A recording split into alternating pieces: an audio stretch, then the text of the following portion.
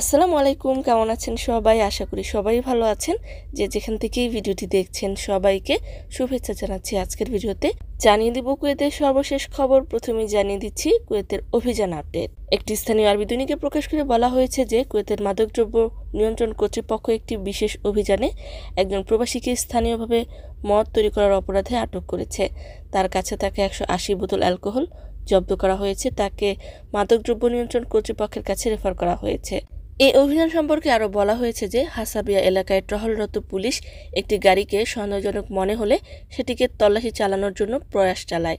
ওই গাড়িতে থাকা ড্রাইভার গাড়িটিকে নিয়ে পালিয়ে যাবার চেষ্টা করে, তবে টহলরত পুলিশ গাড়িটিকে জব্দ করে এবং ওই ব্যক্তিকে আটক করে।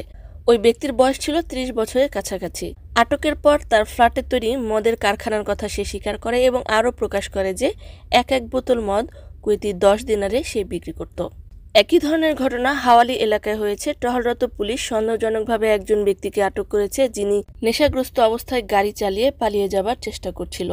আটকের সময় ওই ব্যক্তির গাড়িতে থাকা মাদকদ্রব্য খুঁজে পাওয়া যায়। জানিয়ে দিচ্ছি ভিসা সম্পর্কিত আপডেট। আরেকটি স্থানীয় আরবি দৈনিকে প্রকাশ করে বলা হয়েছে যে দীর্ঘদিন পর ফিলিপিনের সাথে কুয়েতের ভিসা বন্ধ থাকার পর আবারও খুলেছে ফিলিপিনের গৃহকর্মীর ভিসা এবং ওয়ার্কিং ভিসা। তবে সমস্যার সমাধান এখনও হয়নি। শ্রমবাজারে গৃহকর্মীর ব্যাপক ঘাটতি দেখা দিলে খুলে দেওয়া হয় ফিলিপিনের গৃহকর্মী ভিসা।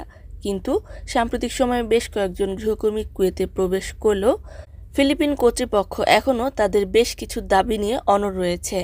গৃহকর্মী সহ তাদের শ্রমিকদের বেশ কিছু দাবি দাওয়া তুলে ধরেছে ফিলিপিন দূতাবাস। এ নিয়ে কথা বলেছে কর্তৃপক্ষ।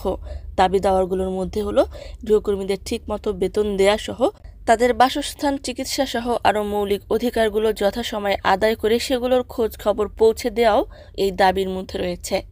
এসব ব্যাপারগুলোতে আলোচনা এখনও চলমান রয়েছে। অন্যদিকে কুয়েতের আবদালি এলাকায় একজন প্রবাসী নিজ রুমে গলায় ফাঁসি দিয়ে আত্মহত্যা করেছেন। ওই ব্যক্তির জাতীয়তা এখনও প্রকাশ করা হয়নি।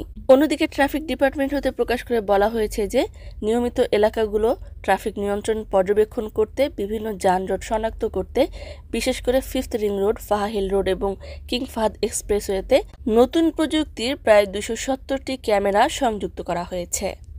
অন্যদিকে কুয়েতের সরকারি অ্যাপস সাহেল অ্যাপস সম্পর্কে একটি রিপোর্টে বলা হয়েছে যে 3 বছরে 60 মিলিয়নের বেশি পরিষেবা সম্পন্ন করেছে সাহেল অ্যাপস। বর্তমানে 37টি সরকারি সংস্থা সাহেল প্ল্যাটফর্মে 400টিরও বেশি পরিষেবা অফার করছে এবং অ্যাপ্লিকেশনটি বর্তমানে তাদের লেনদেন সম্পাদন করার জন্য বিভিন্ন স্মার্ট ডিভাইসে 2.3 মিলিয়ন ব্যবহারকারীকে ছাড়িয়ে গিয়েছে। জানিয়ে দিচ্ছি দূতাবাসের আপডেট। কুয়েতস্থ বাংলাদেশ দূতাবাস হতে জানানো হয়েছে যে বেশ কিছু পাসপোর্ট এবং এমআরপি পাসপোর্ট তৈরি হয়ে রয়েছে। যারা বানাতে দিয়েছিলেন ডেলিভারির সময়ে যোগাযোগ করবেন। ডেলিভারির সময় হলো দুপুর 1টা থেকে বিকেল 3টা 30 পর্যন্ত। অন্যদিকে আবহাওয়া সম্পর্কে বিশিষ্ট আবহাওয়াবিদ আল ওতাইবি জানিয়েছেন যে সপ্তাহের শেষের দিন শুক্রবার কুয়েতে হালকা থেকে মাঝারি ধরনের বৃষ্টিপাত হবার সম্ভাবনা রয়েছে।